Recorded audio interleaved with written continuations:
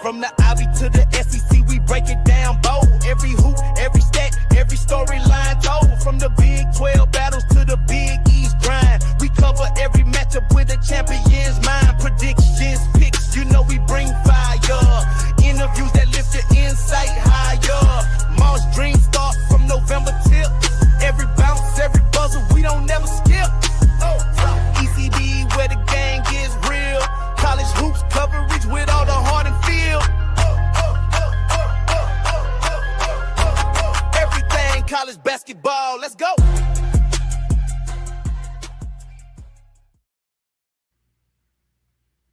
What is up, everybody? Welcome back to another edition of the Everything College Basketball Podcast, episode 238. I'm, of course, your host, Josh Burton, and joining me today on our midweek episode, we've got the full gang here for the first time this season. We got Mr. Michael DeRosa.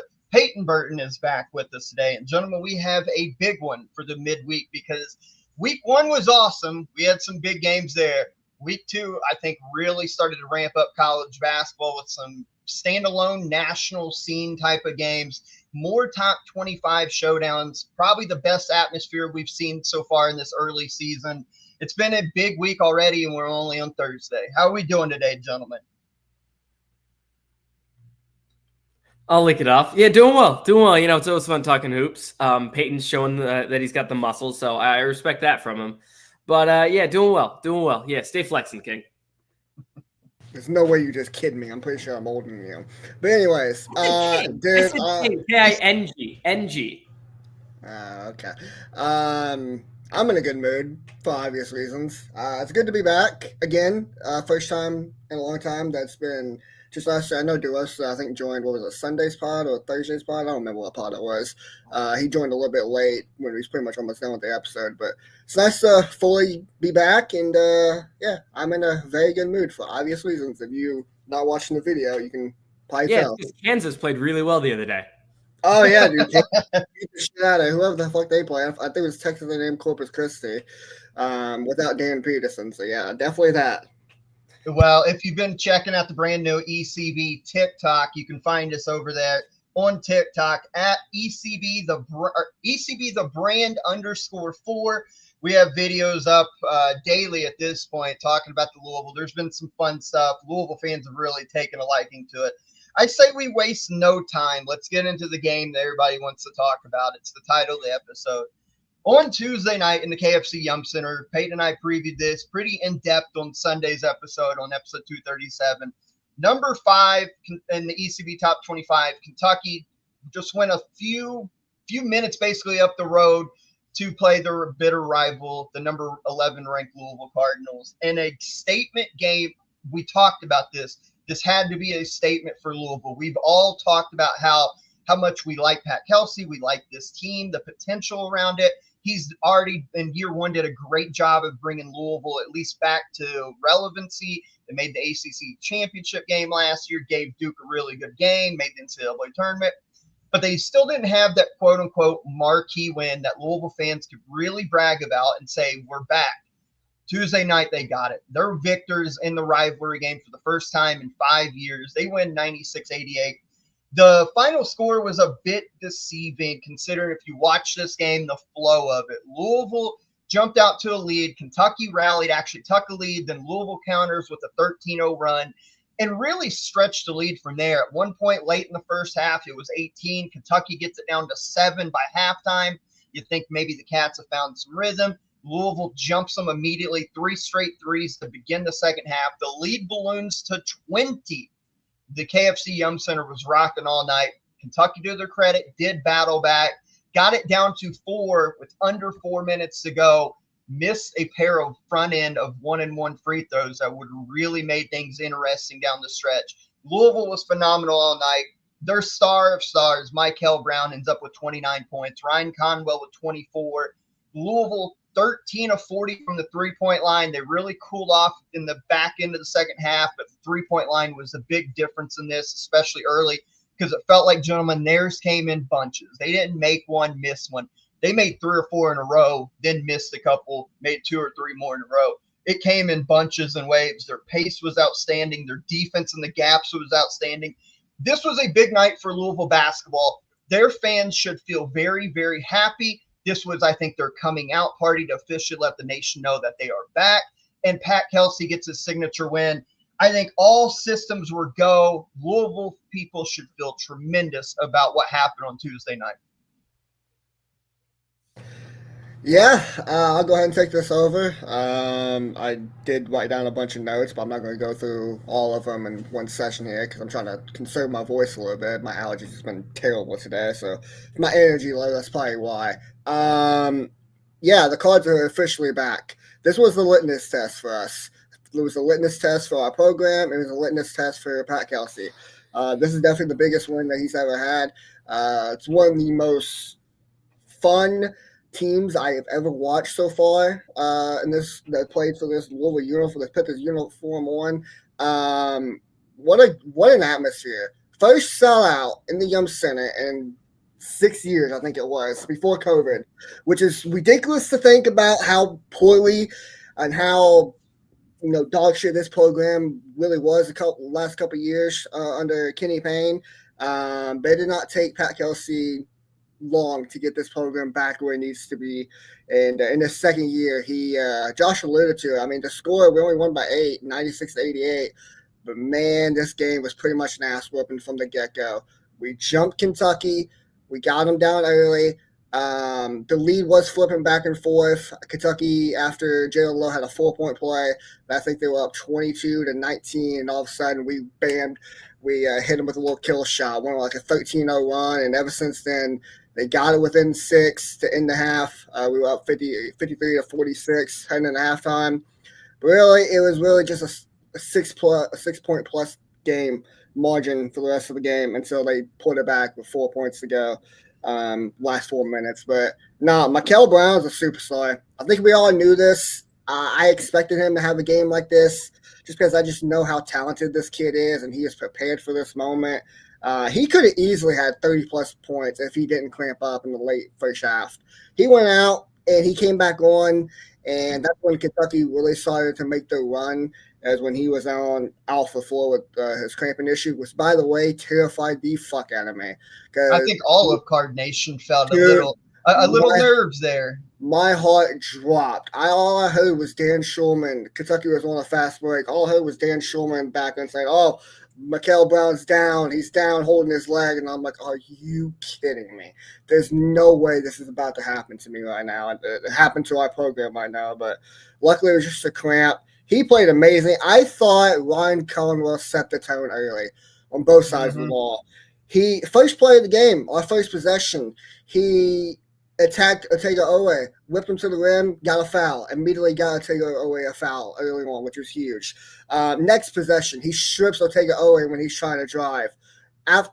Possession after that, he hits a big three because Otega Owe decided to hedge on Sonata Fu, who's in the short corner, short roll, and completely left Ryan Cullenwell open for a right wing three, and he just buried it. He set the tone early with his physical play and hitting shots. The bigs played well. I mean, I'll get into all that here in a little bit, but the Cards are officially back, and the atmosphere, dude, was insane. Both teams. Kentucky travels well. Obviously, we know that. Louisville fans were hyped. The program was hyped, and Kentucky fans that were definitely there, they showed out as well, and it was a fun game to watch. DeRosa, I want to hear your thoughts because he did say a lot that was true there.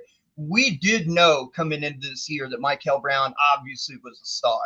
And these are the types of performances that really cement a guy.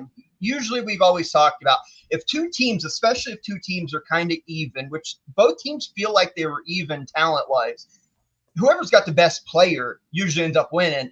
Not only Louisville have the best player, they had the best two players on the floor. I mean, Brown and Conwell combined for 53 points of Louisville's 96. I thought Brown was terrific. I mean, again, Peyton really echoed it, but I mean, I guess in a sense of he was like, I expected this kid to have a game like that. It's like, in a sense, yes. In a sense, I think he overperformed because he had 29. Like that's an incredible game from an incredible player, granted, but like I thought he was awesome. And on the Kentucky side, I thought they really meant like Jalen Lowe was not. He didn't look 100% to me. He didn't look right. That's not the guy I remember early season at Pitt last year. That's a different dude. They need him to be better, and they definitely need JQ back. We still have heard nothing on his injury, which is weird considering it's Kentucky. that the only report we've heard on it was like 8 months ago. He's like, oh yeah, he'll be fine before the season starts. He'll be ramped up in October, and he's just not ready yet. It's weird that it's Kentucky and we still don't know. But yeah, I thought Louisville was the better team this entire game. Like they just were. They got out, they blitzed Kentucky, and then Kentucky came back into it because Colin Chandler hit like 4 threes in a row or something like that. It was Chandler and I think Aberdeen hit some. Someone hit some like back to back, and that got Kentucky into it. But No, yeah, you're right, both of them. yeah, I thought Louisville was the better team. Particularly Brown, Conwell, as you guys mentioned, played very well. And then I thought Sonata Frew. I thought he played a pretty good game. Yes, he was amazing in this game. He was awesome. Yeah, he didn't like nothing he does like jumped out in the box score, but I thought he was good altering shots around the rim. He was probably the only player playing any defense in this game. And I noticed he looks a little bit like Scalabissier, which doesn't mean anything, but like they look a little bit alike. But my king Ali Khalifa, 4 assists. Just shout out Ali Khalifa for existing. But yeah, the Louisville guards I thought dominated this game, and Kentucky's front court I thought really kind of didn't show up. No, there's no kinda about it.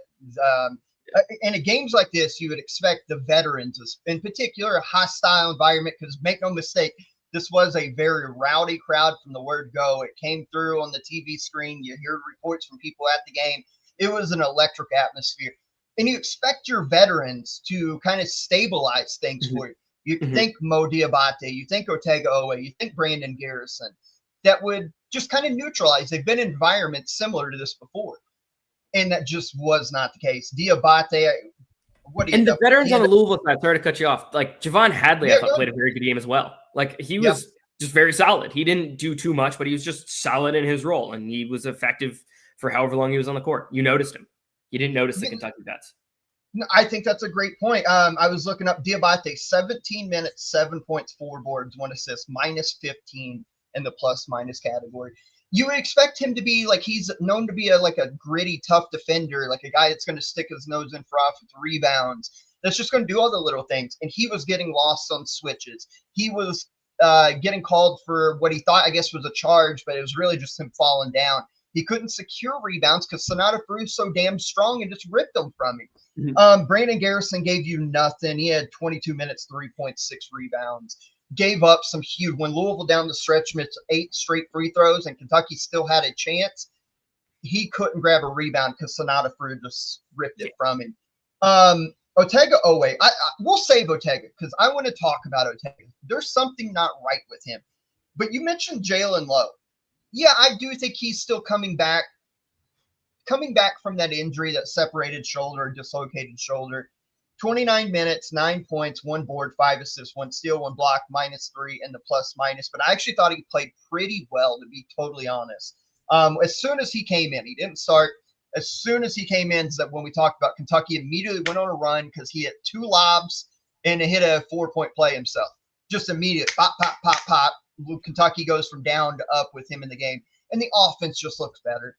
No surprise when you have a true point guard in the game that your offense flows much better than when you don't have a true point guard in the game. I think Jalen Lowe played pretty well. I know Louisville, and now Peyton will talk about it, Louisville exploited him some in a one-on-one. Just, I'm going to whip you to the rim with Mikel Brown. But I also think to give him some grace, when Mikel Brown's on his shit like he was Tuesday night, there's not many defenders, let alone Jalen Lowe, that's going to stay in front of him. So I won't dock him too bad for that. I actually thought he played okay. Of the Kentucky guys that you can maybe give positive marks to, I don't think Lowe is one of them we should bury because I thought he did what he could do. Yeah, maybe decision-making at the end of the game needs to be better. You definitely got to make your free throws. But I thought he was okay. We'll give him a pass. Peyton, I know you wanted to talk about Louisville's offense. Those flare screens were killing Kentucky just simply because of, one, there was great screens being set on the flares for McNeely, for Conwell, for Brown, and Woolley as well. He had a 3. There were great flare screens being set, and Kentucky did a terrible job on switches and getting caught under ball screens. For some reason, when you have guys who can shoot, you never go under a DHO or a ball screen to give them space. Jasper Johnson got caught. Otega got caught. Aberdeen lost his man a time or two. But I think a lot of that's credit to Louisville's ability to run that offense so effectively, Peyton. Yeah, quickly, I'm gonna share my screen real quick. Hopefully, it doesn't mess anything up. It's been a while since I've used this before.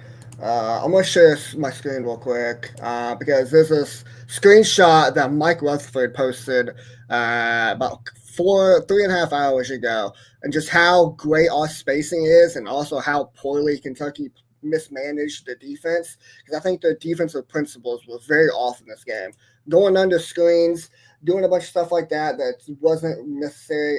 Actually, I think you need I Here, shared I'll my pull it screen. up. Yeah, can you add Yeah, that in for me, please? yeah. Look at Yep. this. Javon Halley has the ball in the paint. Okay. You got Sonata Fu playing the short roll under the basket. There's Woolley on the left wing. You got McNeely, basically NBA range 3-point line. And you got Mikel Brown on top of the key. There's 1, 2, 3, 4, 5 Kentucky players all surrounding Javon Hadley. There's 3 3-point shooters out here. You're not going to be able to go at any of them. The ball went to Woolley. He ended up hitting this three. We go up 39-28. The spacing for Louisville was incredible in this game, and we got a lot of open shots. Majority, I think we hit 13 threes in this game. Yeah. I'd say probably 9 or 10 of them were wide open, just because how well our ball movement was and off-ball movement was. And also, like it shows on the screenshot, Kentucky's defensive principles, there's no reason why there should be 5 players in the paint right here trying to stop. Look, they're getting called ball watching, and they're not watching the man. 3 Yep. 3-point shooters right here. All of them can hit. You give the ball to Woolley. Say Colin Chandler hedges out on him, or Otoya Oweh hedges out on him. Then you swing it to McNeely. If you get good rotation from Yelovich here, that's fine. Then guess who else is open here? Mikel Brown. Mikel. That's unguardable. It's you can literally look at him here. He finds Woolley, number 14, for the wide open three, but Woolley easily could have swung it to McNeely, who even could have swung it to Brown, therefore after, if he wanted to. If you want to know what it looks like to be in hell defensively, well, here you go. I totally Go ahead. I'm sorry, I didn't mean to cut you off. I just want to add to that. I think this screenshot does sum up a lot in Kentucky's just defensive principles and totality, I guess, in this. Because one, DeRosa, why is Ortega baseline trying to check Sonata through when you have Moreno right here that should be taking him? Ortega should be, even if he's helping, he should be about halfway, so it's a quick recovery out. Chandler should never have his back to the shooter like that. And then Yelovich is just late coming down on a dig here, but even still, you're leaving Brown wide open. They did that practically all night, leaving shooters like that, and Louisville had all day to shoot, move the ball, as Peyton was saying there. I just thought Louisville spacing, and this is all started, by the way, we're not even talking about Hadley's decision or ability to get paint touches. That's what we talk about all the time. You create open 3-point shots when you get paint touches, and look where his feet's at, and look where the defense has to collapse. My big thing with Kentucky all night, DeRosa and Peyton, both of you, Kentucky decided, even though Louisville was burying them from 3, decided to still try to dig down when the ball would go into the post because they were switching and getting cross-matched up there. I would have said, screw it, beat me from 2. We'll overplay the 3 the whole night. If your guys like Frew or somebody can get to the lane in a 1v1 and beat us, fine. 2 is less than 3. You can't give up so many 3-point shots. Yeah, and another thing, Kentucky didn't turn Louisville over at all. I thought Kentucky played a horrible defensive game, just being honest. The defense was bad. I didn't even think Louisville played well defensively, but I thought Kentucky was just horrible on that end. Yeah, I mean, you look down here at the bottom ticker, Louisville, 6 turnovers, none in the first half. They all came in the second half. That was part of the reason why Kentucky was able to get back in the game, was Louisville started throwing the ball around just a little bit. But Kentucky, 14 turnovers. And Otega Oweh, 5 of them himself. I think this is a good time to let's talk about Oweh for a minute. 28 minutes, 12 points, 5 boards, 2 assists, 2 steals, 1 block, minus 16. Minus 16 for the guy who was named a preseason SEC Player of the Year and a potential All-American. 5 turnovers, fouls out with 5 fouls. He was abysmal. Like, if we were grading this A plus the F on a grading scale, he would be an F. He was terrible. He had a few moments where he did take gambles, shot the pass lane, went down and got a dunk, but that's about all he did. He made one 3-point shot. He took some really bad shots. He was lazy going to the lane, got stripped multiple times from dudes who are not half his strength. I think there is a grander thing here, fellas, with Ortega going on because he's not looked great in the Nichols game. He's not looked great in Valpo, and he sure in the hell did not look good against Louisville. I heard somebody say on a national radio yesterday, they wondered if, because all the NBA scouts were in attendance, that he got this feedback from the NBA people about, hey, you need to take more threes, you need to work on your shot. If he didn't play a little selfish, because on the TV screen, he looked more selfish in this one game than I've seen him in his entire college career. Something is going on with Otega Oweh, and I'm wondering if it has anything to do with him listening to the wrong people, because these NBA scouts apparently this summer told him he needs to take more threes and apparently change his jump shot, because that shot looks even worse than it did last year. At least last year he would make some. This year it's got that weird hitch at the top of it. Something's going on with Otega Oweh, and until he gets it figured out, I think he's going to be a liability because the effort just does not look there. I don't know. I think it's just because they're trying to use him as as the lead ball handler, and that's just not who he is. I think that's kind of it to me. Yeah, I didn't even think about that. That's actually a good point. But he was non-existent in this game. He might as well not even got off the bus because defensively he was awful. He wasn't doing a good job.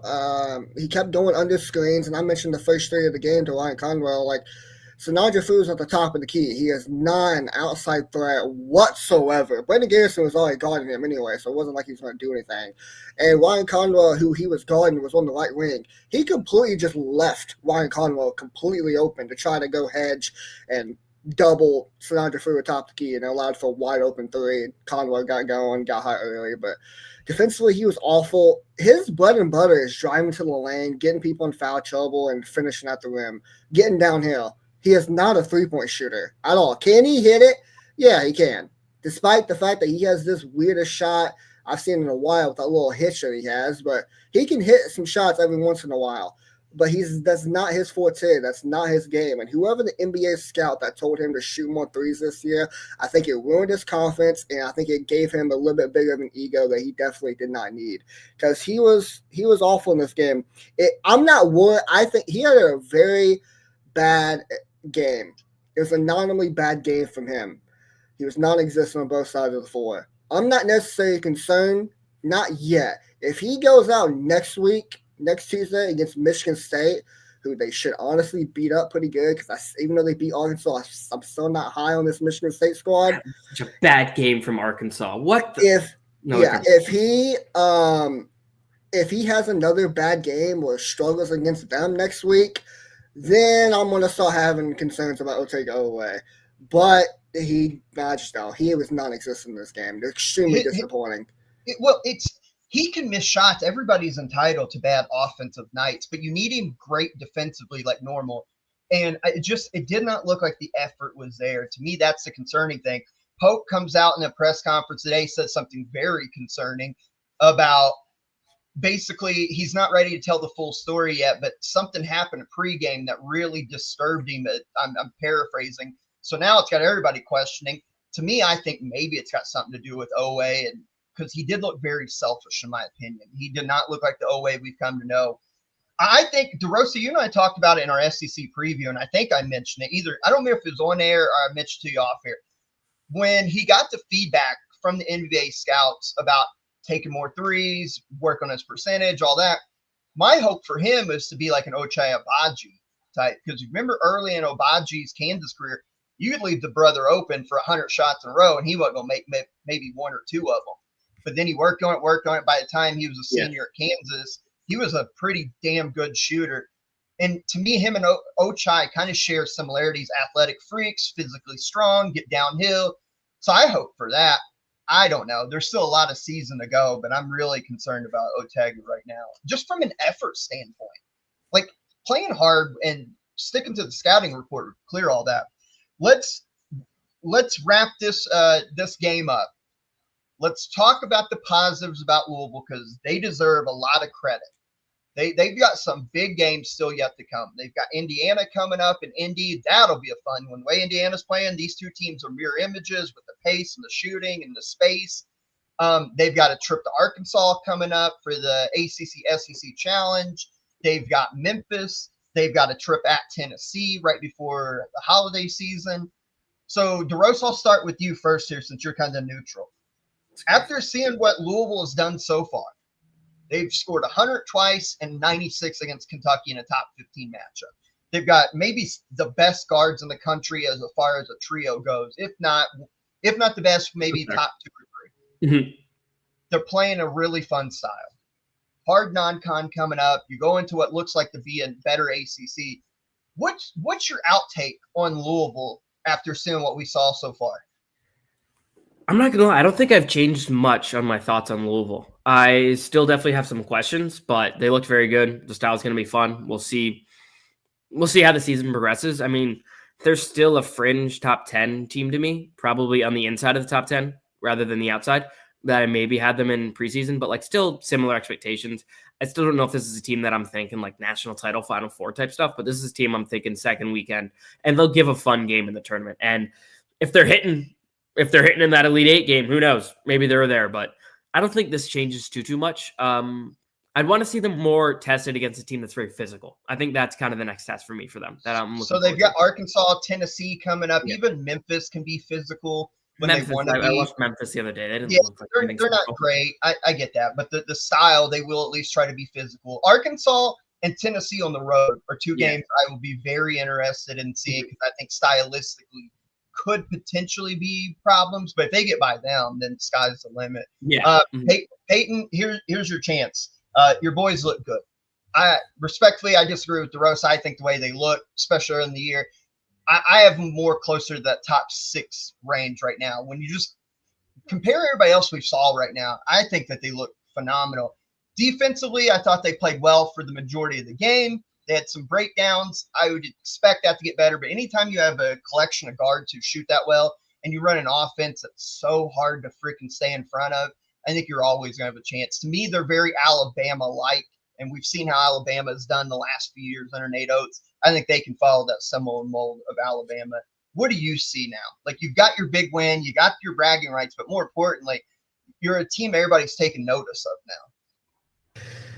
Yeah, I'll be honest. When DeRosa said that about Louisville being a fringe top 10 team, I kind of raised my eyebrows because everybody else I've heard in the media, and I've watched a lot of videos, a lot of KSR videos, a lot of Field of 68, CBS Sports, like all of these guys are saying Louisville is a national title contender, and I agree. We should have. This game wasn't.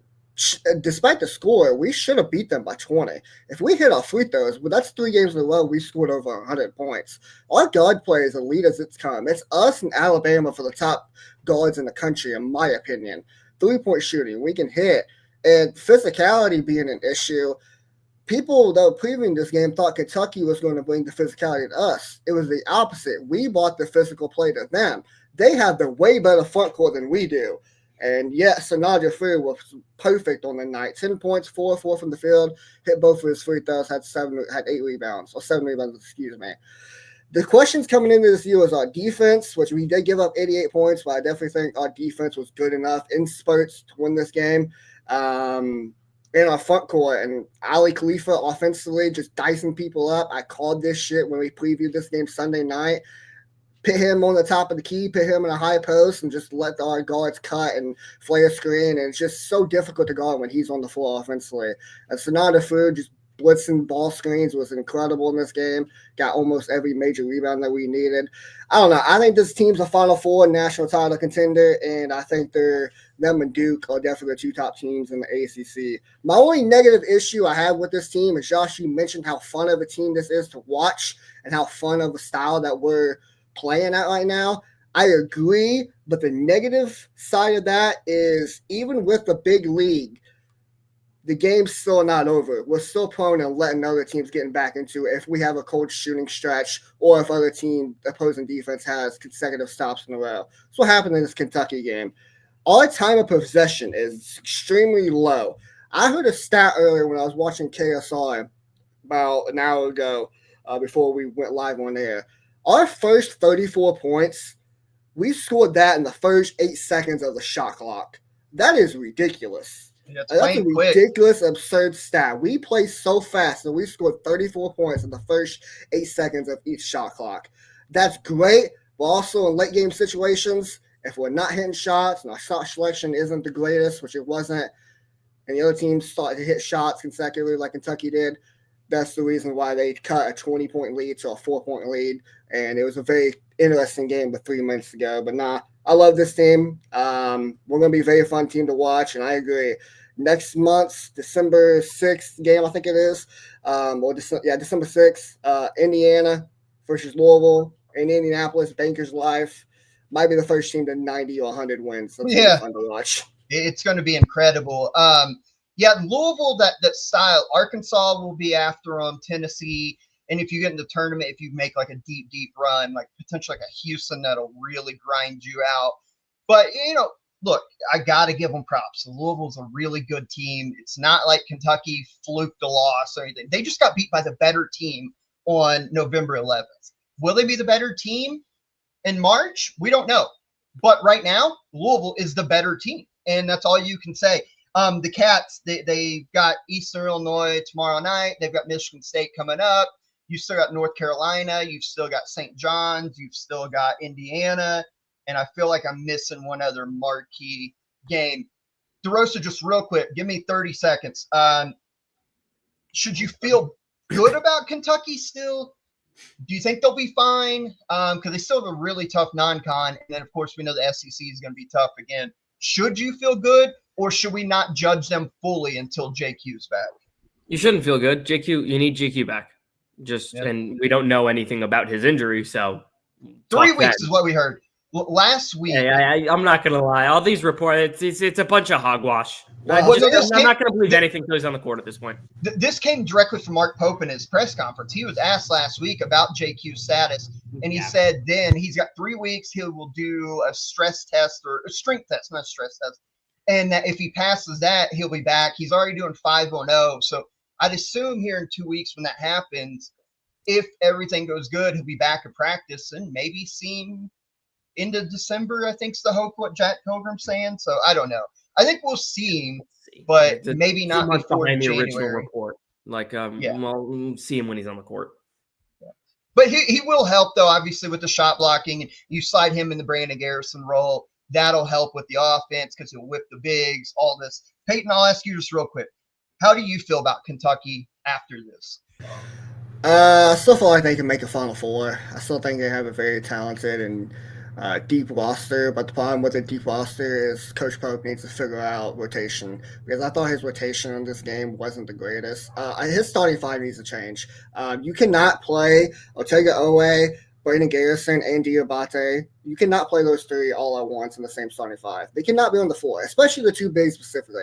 Otega Owe can stretch it out, hit some shots, but those two bigs, they cannot. They're just clogging the paint. The spacing in this game for Kentucky early on until Jalen Lowe got on the floor was not great, in my opinion. So I think Yelovich. I'm about to mention that. The two people that you need to give more minutes after this game is Cam Williams and Yelovich. Cam Williams came on and immediately made an impact. He was the big catalyst for you guys cutting that lead down to 20-4. He came on, hit a three, had a nice block, had a putback dunk, all in a span of like 3 or 4 possessions in a row.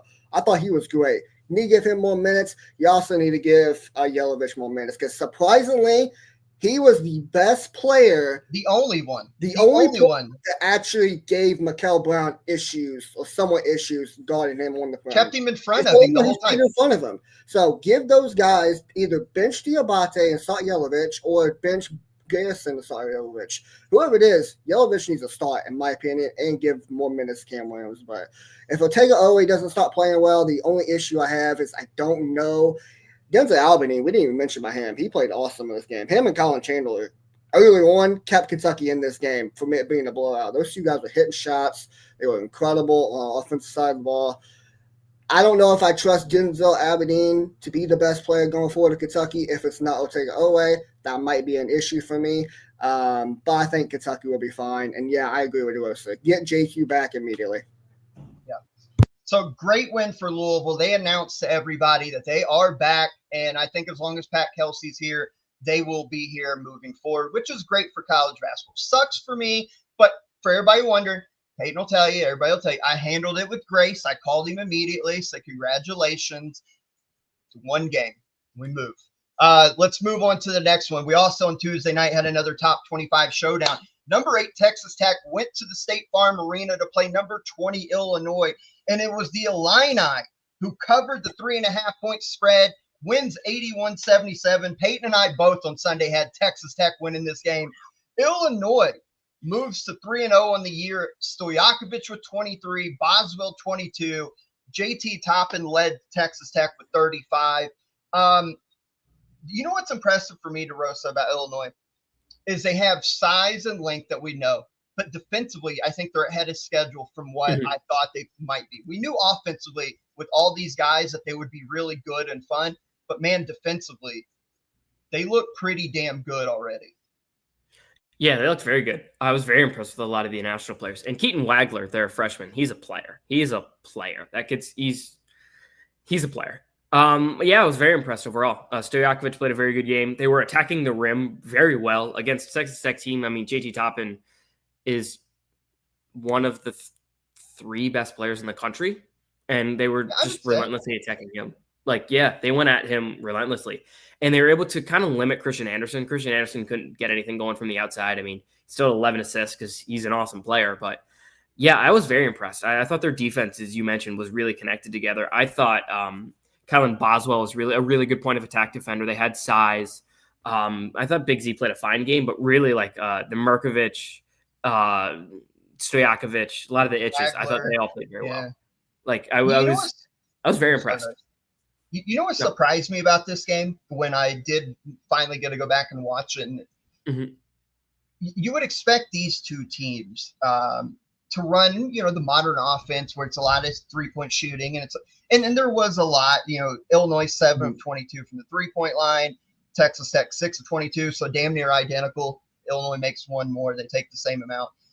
But the game got to a point there in the second half, in particular, really in the first half too, where there was a lot of just old school post ups. Like JT Toppin would get the ball, post up on Big Z, and go with a left-handed baby hook, or it wasn't full sky hook, but it's just a turnaround left-handed hook, and he was making it.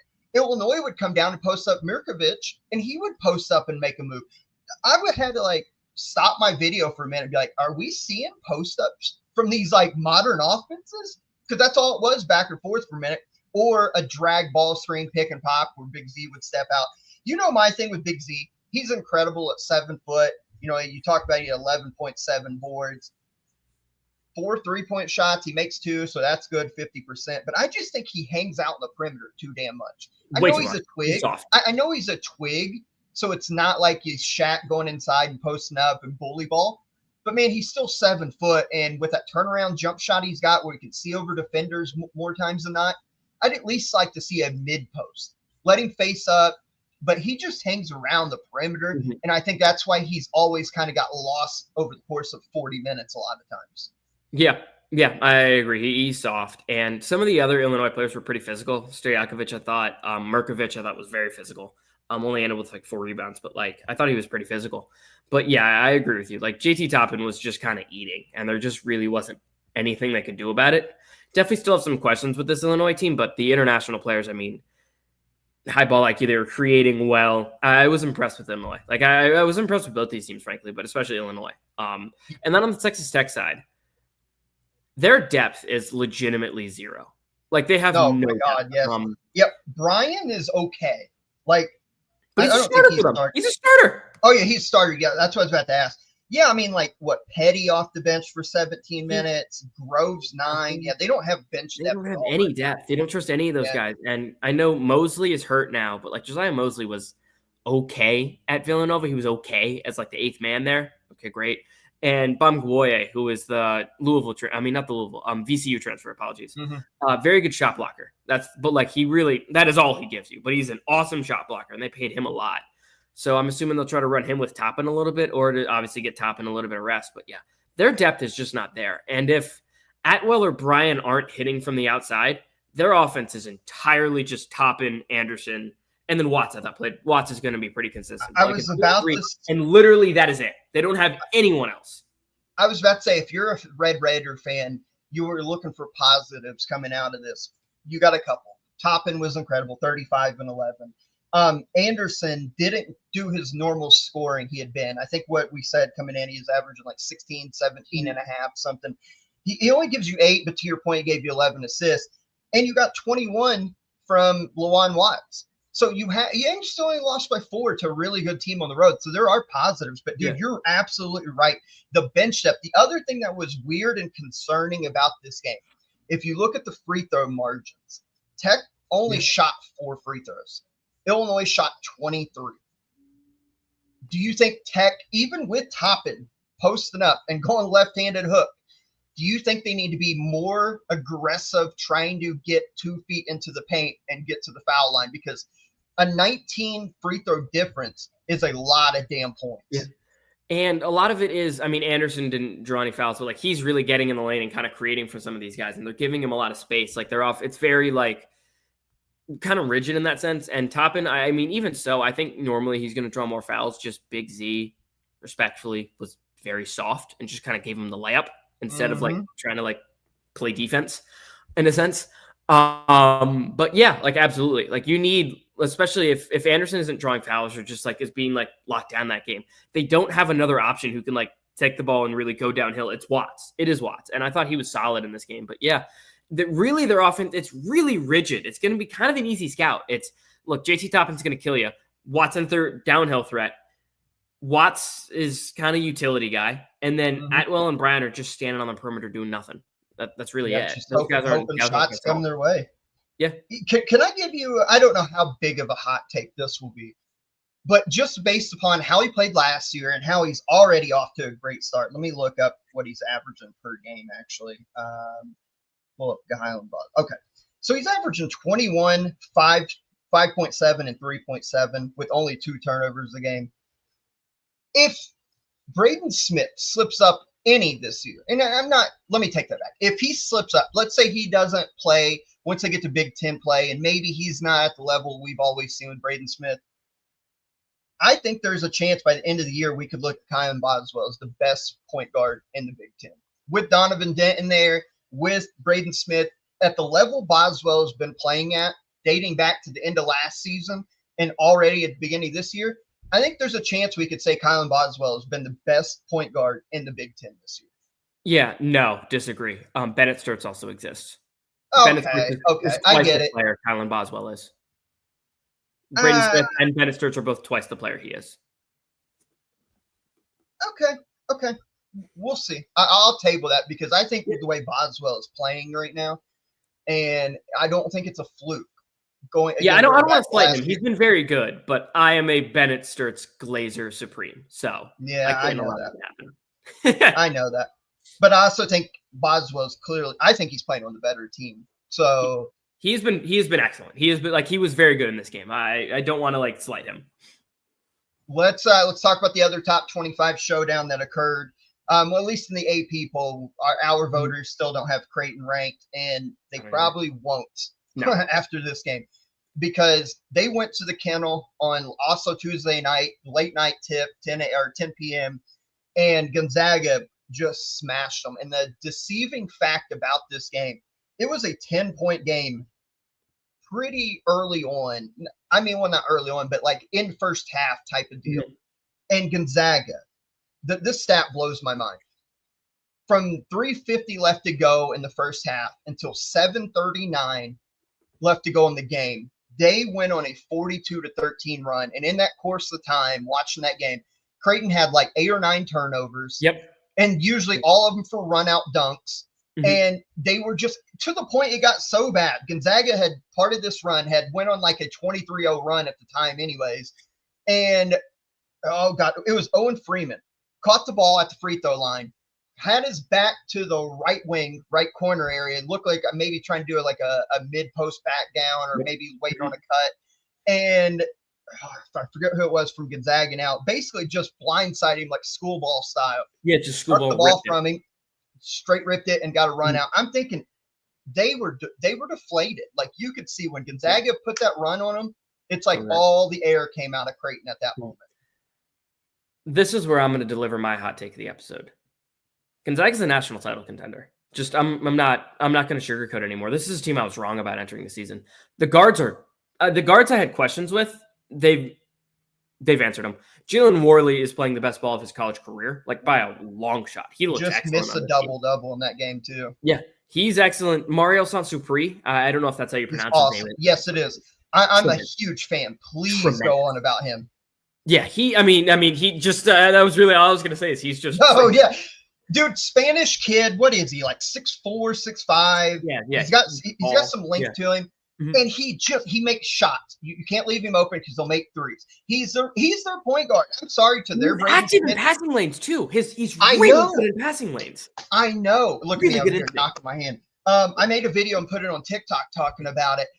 Dude, he makes threes. He is getting downhill when they run that mid-ball screen with him and Graham Ike or even Hupp. He's turning the corner. I think he's deceptively faster than what maybe the scouting report showed. He's athletic enough to finish at the rim. He also has vision to make those wraparound passes when defenders come over, just a little dump downs. He's a phenomenal talent. He's a phenomenal talent. One of the European kids that came over that really understand how to play and is fitting college like a hand in a glove. Mario Saint-Cyprien is a kid to watch out for because that kid, that's their point guard. If they brought Braden Smith in from Colgate thinking that, okay, the veteran will be our point guard and take over for Nimhard, nope. Mario Saint-Cyprien is your point guard and you roll with him. Yeah, you run him. He is legit. Emmanuel Innocenti is very good defensively, much better than I remember. Really Adam long. Miller's really finally producing. Yeah. Like Adam Miller's been very good as well. Like this backcourt, I think is real. Like, I mean, they're not a backcourt that's better than Louisville's, right? But like they're good. And this front court is as good as any in the country. We know how good Graham Ike is, and he's stepping out hitting threes now. This straight up. I didn't think this team would be like, I thought they'd be like around the same seed they were last year, but like in KenPom, they were like 6th in the country. I thought they'd be like more like reflective of that, like 24th or some shit. This is a national title contender. I'm in. I'm all the way in. What their defense is just so compact. Like Oklahoma, if you want to throw that game out, fine. Oklahoma, good guards, but whatever. Creighton, they play. It's not pack line. It's not Virginia pack line. But the way they shrink the middle of the floor to make you where you can't get drives easy off like side drives. You can't. They're going to blow up your pick and rolls, and they're going to make you take long, risky passes, and they're going to shoot the gaps. They're going to shoot the gaps. They're going to shoot the gaps, and then they're off in transition. And the one concern, and I still have it, despite making 9 threes in this game, which is an improvement, 33% in this game, is I think they still right now have tendencies to go ice cold from the three-point line. What we saw last year that ended up killing them. But, man, their defense is good. They've got an All-American in Ike who's getting double-doubles every night, 4 for 4, that to your point, from the three-point line. If he's making threes now, you can't guard him. Also, to counter your point, I mean, actually, to add on to your point, he was 4-4 from 3, which means the rest of the roster that's 5 of 23 from 3. And like they're going to need more from like Steel Venters. You're going to need Adam Miller to start hitting outside shots. You're going to need Braden Smith. You're going to need Sansupri to start hitting outside shots. But like, they look for real, Josh. They look real. Yeah. Look, man, what's the old saying in basketball? Defense travels. Yeah. And if they continue to play gaps like this and force turnovers. And they're so deadly. When they force turnovers, it's not wasted. If you had to put a percentage on it, when they get live ball turnovers, how often do you think that ends in a bucket? 75-80%. I would absolutely say so. They are lethal in live ball. That's why if you're playing Gonzaga, and Kentucky does, that's the game I forgot about. If you play them, I'm telling my team, if you turn the thing over, it better go 8 rows up in the stands. So we can at least set our defense up. Launch that shit. Yeah. Because live ball turnovers are going to bury you, man. This was super impressive. I know in your grill, like I know Creighton's guards are not right. Very good, but physical. Oh my God, Josh Dix couldn't do fucking shit, and that's a kid we saw who was a player in Iowa. He couldn't do fucking shit. Yep, your boy Harper. I mean, he ended up with 12. He tied for the team high, but he was the only guy who could get downhill for them. Him and Graves a little bit, but like that was it. And like Graves ended up with -23 in the plus minus category. I mean, they were just outmatched. Yeah. Like Owen Freeman was their leading scorer coming in this game. He was held to 14 minutes, 2 points, 3 boards. Rand EK. I mean, Owen Freeman looked like he was injured all offseason, and he looked injured. And not only that, Creighton, it doesn't look like they're a good rebounding team at all. Like they got lit up. And granted, that's by one of the better, more physical front courts we're going to play, but they got bitched. Like just flat. There's no other way to put it. They got bitched. Yeah. I mean, this is super impressive from Gonzaga. Creighton, I think you could speak on this more, considering you covered the Big East more than I do. I think there's cause for some concern. Mm-hmm. Now, will they be bad? No, I don't think so. But Creighton, I think they got exposed a little bit. I would agree. They don't have a true ball handler. I think Graves is kind of a natural combo. Dix isn't really a natural ball handler. That their offense is going to have to be like in creating, and I still think their defense is pretty soft. And I think they're going to get beat on the glass a lot. That they will find games where they just hit like crazy, but I don't think they really have natural ball handling. I was a little surprised that Blake Harper is starting for them. I thought he actually played pretty well, but I am a little surprised that he's starting. I don't think he's like fully ready. I think their depth is kind of overrated. I really like Jason Green. He had a concussion. He's like slowly coming back from that, but like Zugic, I think just has not shown up. I thought Ty Davis played a pretty bad game. This Conan kid is fine. Trout's just Like I think the roster is like it was like kind of overrated in the sense coming in. And I don't think McAndrew made that huge jump they kind of needed him to either. He's not really doing much other than still just being a standstill shooter. So I don't think they have a lot of lateral, like a just straight line drive bucket offense. And I think the defense has some flaws. Creighton always gets punched in the mouth at some point in November, and they usually like find a way to like respond to it. But they always get fucking rocked. Like last year, San Diego State just fucking rocked them, and they find a way. Nebraska got them too, right? Yeah. Nebraska got them. Yeah. I want to see how this team responds, and like we'll give them a little bit of time just because McDermott's such a good offensive mind that they'll find it. Mm-hmm.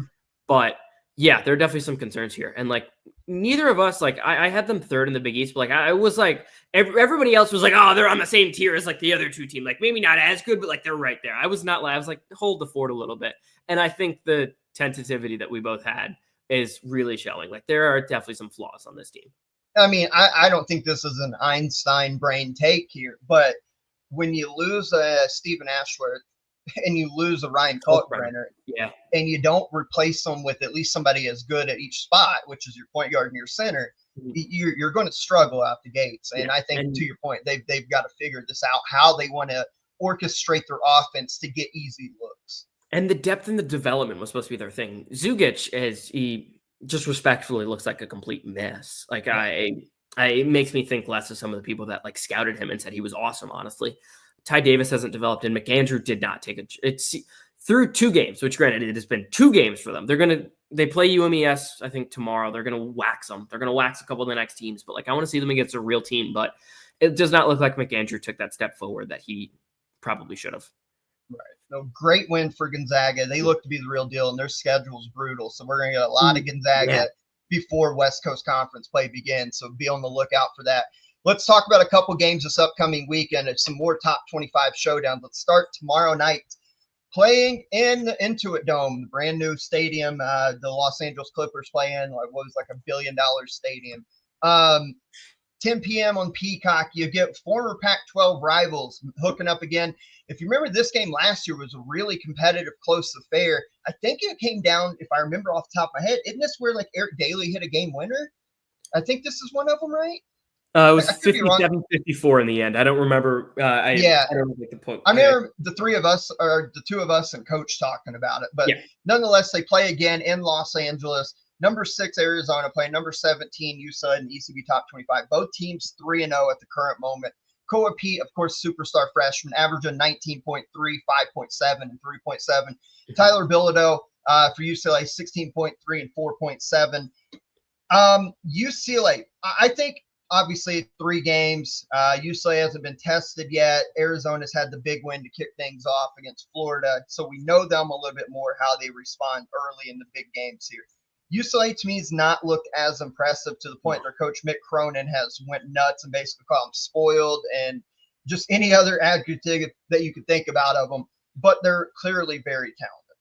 Xavier Booker, early days, but maybe he's taken a step forward from his Michigan State days. He stepped out. I watched the highlights. They played Pepperdine. He stepped out and actually hit a 3. He's averaging 14.5 and 6 boards. Donovan Dent, 16 and a half, 16 and a half points and 6.5 assists. Sky Clark, 9.7 daily. So they've got good pieces. We know this about UCLA. Arizona, we know how talented they are. What do you think you're looking for the most out of this game tomorrow night? Yeah, I think Arizona's front court is gonna kind of send a message here. I think that would kind of be my look on the Arizona side, like with Pete, with Awaka, but mainly with Krivas, like those kind of guys. I think they're gonna want to send a message and really attack the glass. I think they're probably more physical and kind of better front court in that sense than UCLA's. And in the backcourt on UCLA, I'm assuming Bradley and Dent is the matchup, which is going to be so much fun. That means Sky Clark's going to need to play. But yeah, I don't know. I think I like Arizona roster better in matchups and how they match up and the roster a little bit more. But just something in my gut says I think UCLA takes this game. So with kind of removing logic, I got UCLA. I feel like Dent's going to find a way to make some plays. I feel like they'll find a way to hit some outside shots. Bilodeau is still very good. He's going to hit some shots. And I hope you get a good Sky Clark game. I don't think they win this game without a good Sky Clark game. Well, UCLA to start the year has not shot the three ball very well. They've not played well. No, they've not. They've not had anywhere close to one of their A games yet, which I guess bodes well if you're a UCLA fan. But they're 19 of 64 from the three-point line, 29.7%. Arizona, we know how good Koa Pete is, but this will be an interesting defense because Mick Cronin's defense is always in that physical mindset, very much the Virginia type, the name of Tennessee, where they're going to be body on body. They are going to play ball denial. They're not going to let you try to get second, third opportunities at the rim, which Arizona has been really good at with back taps and securing offensive rebounds. I think Arizona has to shoot the three well in this game. They're shooting incredible right now, 20 of 46 on the year. But let's say Bradley or Braden Burries, I don't think we've seen anywhere close to the best of him, Karchnikov. I think if they struggle from the three-point line, UCLA's defense will limit them a lot of times to one shot opportunity and shrink the game down. And then if it comes down to a matchup of who's best is better, Donovan Dent controls the pace of the game as the point guard. And I think you'll see the best Donovan Dent one way or another in this game tomorrow night, in win or loss. I think the three-point line is going to be a big deal. If Arizona can come out and open them up early, kind of similar fashion the way Louisville did Kentucky, then I don't think UCLA can hang point for point with them. But if this game's played in the mid 60s to low 70s, UCLA wins this game. I think Arizona's got to get this thing up over 75 points to 80 points to win. If it stays below that, this is UCLA's game because they will control tempo. I'm going UCLA because I think they slow it down, to your point. I think they grind it out like last year, maybe not 57, 54, but I think UCLA, they're going to have Donovan Dent. We'll see the best of him. Bilodeau will make shots, and I think the guy that we didn't talk much about, Eric Daly, makes plays in these big games for him. He'll hit a couple big shots. I've got UCLA winning this game 74-70. I think he's got to be really physical in the glass, too. I think Daly's going to have to really rebound well. But, yeah, I'm with you. I'm actually going to go lower scoring than you did. I'm going to go 66-64 UCLA. I can see it. The other one I want to talk about real quick, on Saturday night in the TD Garden from Boston, Massachusetts, on 7 p.m. on Fox, we've got number 3 Connecticut playing number 10 BYU. Terrace Reed Jr. for Connecticut's off to a great start, 19.5 and 10 boards. AJ DeBonsa, 18.7 and 7 rebounds. Richie Saunders is averaging 20.5, but they did not look good Tuesday night. They were down for a large portion of that game to Delaware and then ended up coming back and blowing them out. This is up in Yukon country, up in Boston. I'd expect a large Husky contingent up there. What are you seeing in this matchup? Yeah, flat out, I think the guard match. I mean, obviously, we know the trio of BYU of Saunders, Wright, DeBansa. That's the three. They're getting 70% of their offense from those three, pretty much. I think that's a little exaggerated, but broad strokes, right? It's how's UConn going to contain those guys? I think the length of Demery can really kind of mess with Rob Wright a little bit.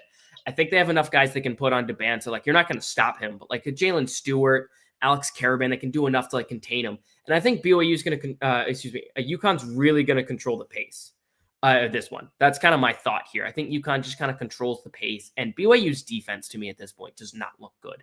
They're giving up a lot. Like when they played Villanova, I watched a little bit of that game. I watched that entire game, actually. I don't know why I said a little bit. Villanova was able to get outside shots pretty consistently. They're running some actions that BYU was just not ready to defend. And Villanova, that's a completely new team as well, right? Like they're not like, I mean, Gapara played a little bit with Willard, but like really that's it. Like they're running some new stuff and they were still getting really good looks for Lindsay, who was hitting consistently. And Villanova killed him on the glass with Duke Brennan. If Duke Brennan's beating you on the glass, Terrace Reed's going to as well. I think this is honestly, I think UConn kind of shows people like we're a real national title contender, and this is a wake-up game for BYU. Yeah, I don't love BYU having to go across the country to play Connecticut in essentially their backyard. And Hurley just being a nutcase in every game. I think we see a UConn showcase in this game. I do think Devonta and Saunders will be good, but I worry if you know how Hurley just has some times where he makes his mind up like this motherfucker is not going to kill us. I expect UConn to blitz Rob Wright to death and force him into bad decision making, which obviously turnovers lead to fast break. I'm with you. I think UConn puts a showcase game on here, despite Saunders and Devonta probably combining 40 plus. I've got UConn big in this game. It may be close for a while, but I think the end score is going to be big in the favor of Connecticut.